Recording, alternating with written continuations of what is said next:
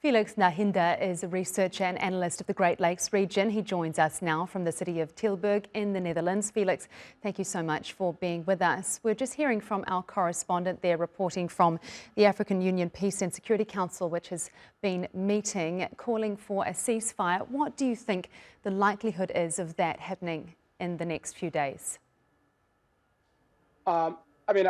As long as it's rhetoric without practical actions to accompany the process, it's going to be one of the many wishful thinkings that have been expressed over the last couple of years. There is a need for, we have had already the Nairobi process and the Luanda process that was meant to bring the parties together in order to enforce any given cessation of hostilities.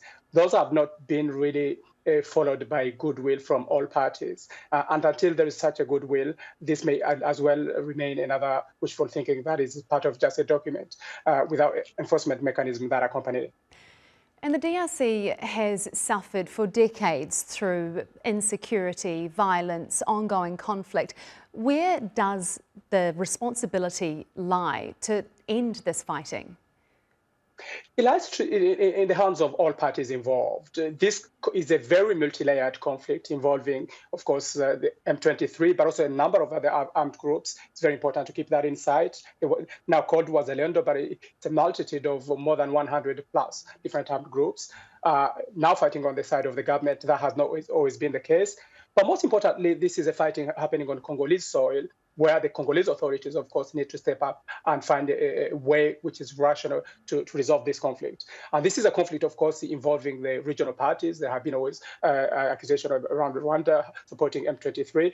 That was part of the Rwanda process of resolving the issues between Rwanda and the DRC. So it's the responsibility of that as well, those regional countries to solve those both transnational issues, but also national issues, which are very deep within the DRC. It's very important to note very much and emphasize the local dimensions beyond the regional ones. There are issues which have to do with grievances of different communities being targeted. Until only last week, a vice governor in South Kivu from Bukavu, which was just taken by M23, was making a very hateful speech in Baraka, in his Fizi bastion, calling for the killings, for example, of the Banyamulenge in the whole plateau of South Kivu. This is a conflict that started in 2017. So until there is a goodwill also of dealing with both local, national issues, which are purely Congolese, but also the transnational issues between Congo and Rwanda, Congo and Rwanda, but also regional powers, there will not be any solution inside.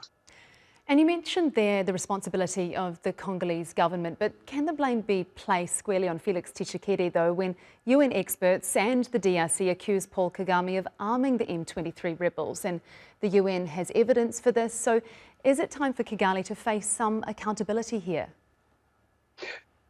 Accountability for Kigali, it's important that is always been discussed, and a lot of experts always tend to emphasize that as the key element. But the fact of the matter is, there are those regional dimensions, indeed, which involved Rwanda. Rwanda has been vocal about having put in place what they call defensive measures, which is interpreted by all other actors that have been documenting the case as support to M23.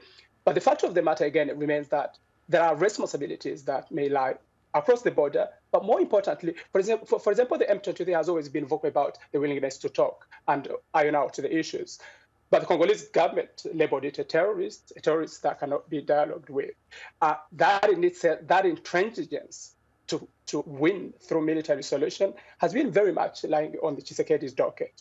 And that he did that intransigence without even having an army, actually, which is able to fight, to conduct that fight, because they left, for example, Bukavu 2 days before even the M23 could intervene. That's in itself a paradox, really, that is at the core of governance within the DRC. Governance has been very problematic over the years. The management of identities within the DRC has been problematic. And of course, the fact that even you have foreign groups operating on Congolese soil is very problematic, and it touches on issues of governance. And yes, all actors need to be taken accountable, whatever is documented. But the fact of the matter still is that it's the Congolese people suffering, it's happening on the Congolese soil, and the docket, always the main responsibility should lie on local and national Congolese authorities to let's say, straighten their game and be able to know what solution is best and reasonable and likely to succeed in solving the conflict and easing the suffering of the Congolese people. Felix Ndahinda, unfortunately, that is all we have time for. Researcher and analyst of the Great Lakes region, joining us from the Netherlands. Thank you for your analysis. My pleasure.